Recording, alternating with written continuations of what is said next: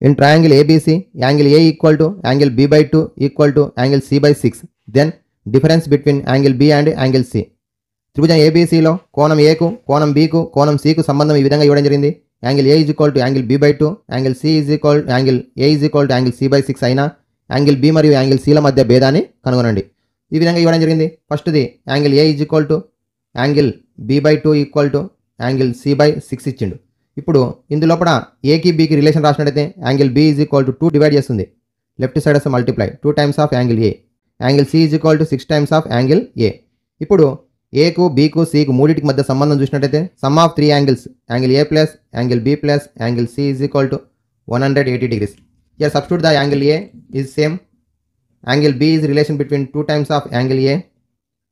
C is relation between A 6 times of angle A is equal to 180 degrees.